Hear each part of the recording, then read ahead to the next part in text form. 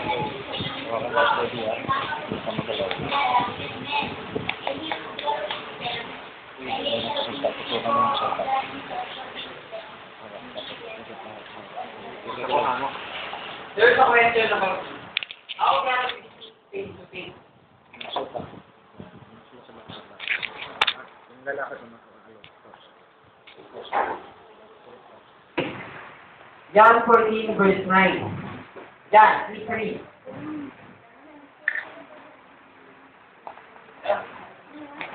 John 14. John 14:3 basa? 14:9. Jesus said unto him, Have I been so long time with you, and yet hast thou not known me, Philip? He that hath seen me hath seen the Father, and how sayest thou then, Shew us the Father? Chapter 14 verse 1 is applicable to Revelation 21 verse 3. Seeing God face to face is in the time of Jerusalem. He said unto them,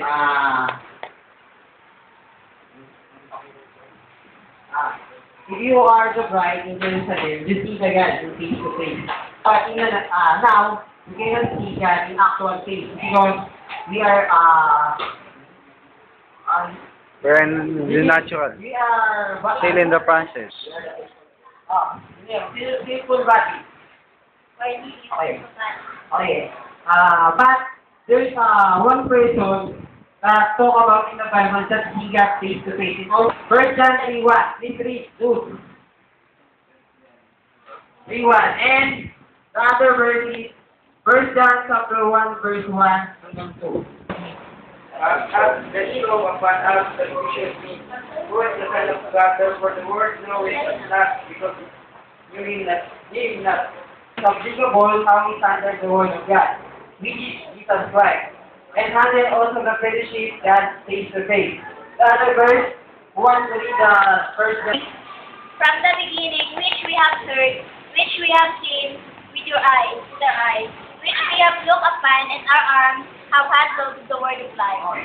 The one who handles the word of God is the bride. So, if you are the bride, you must handle the word of God. Also the fellowship. Ang tanggalin. This is the New Jerusalem. The bride is glorified body and seeing actual face to face God.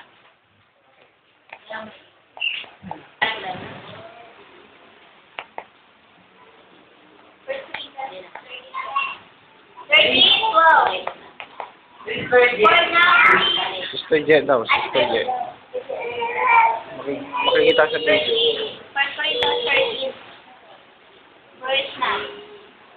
Isang salamin, ngunit pagkatapos ay makakita natin siyang kinakaan.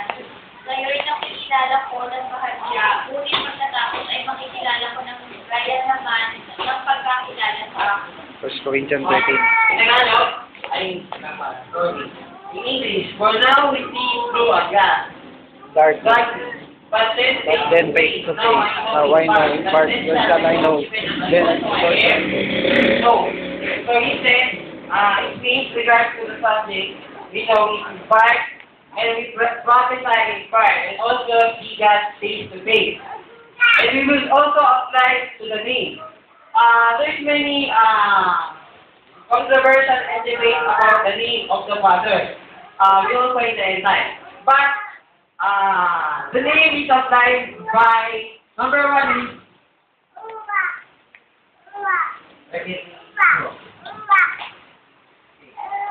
I want to explain. Being God to face, the number 1 consider is to know His name. What is name? But in this time, justify God by the revelation.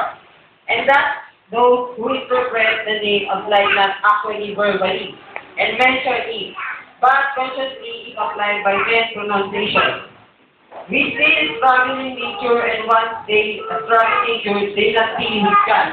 So this time, this age of Taoisean church is the last church of the 7 church ages. We cannot see God the actual thing because according to the Bible, I don't know what the book is after. if you see God, you will die. Because God is so brighter. Brighter. Okay. First Timothy, Second Timothy 8. But, according to Revelation chapter 22, in the Holy Spirit, in the Holy Jerusalem, you need God in actual because you are perfect. There will be no sin that the person will do. You will not cannot mistake anymore. And then a heavenly language and a lawful to men. So you consider this verse, I explain that if you see God, you must be perfect. But in the time of glorifying the body of the bride. Okay.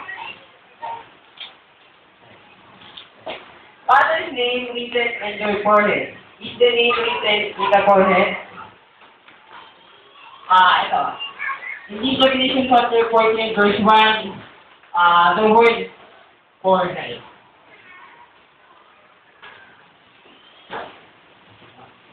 Forehead. Is the name written in the forehead? There will be an understanding from the fathers with regard to the Old Testament aspect. The time of Christ, that they will be rejected Christ. The Father, they have a name. The text, grammar code, the title is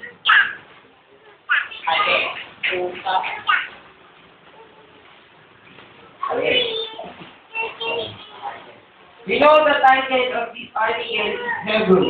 When Christ came, he declared the name of the Father. So, in forehead, he said, by understanding is not by actual pronunciation of the name and the original name of the Father of God. When Jesus Christ came to earth, he said in the verse, if you know me, you know my Father. This verse is about, I don't know what the Roman chapter verse, because it's not considered in the TV.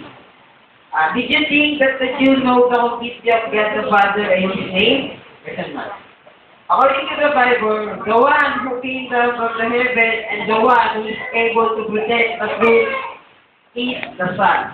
So, the only one that see God, the actual face of God is Jesus Christ.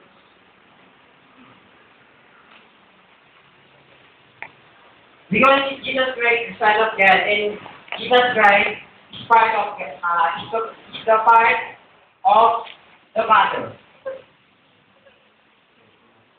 Very good English. The only begotten Son of the Father is the one who declared to see. He is singing face to face. The fullness of the Father revelation of the is no one yet. Meaning to say, the bride is not totally fullness of its revelation because there are many restoration messages that reveal to us to restore the message. But Jesus Christ is perfect. Perfect. So you consider that it is God face to face. God gives the fullness to Jesus Christ because the Father is part of Him. But before Christ, God is Spirit. He is omnipotent, omnipresent, omniscient. Now, He does not know yet the thought of the Father, but Christ shows it. So, Christ is perfect. Christ is know the thought of God.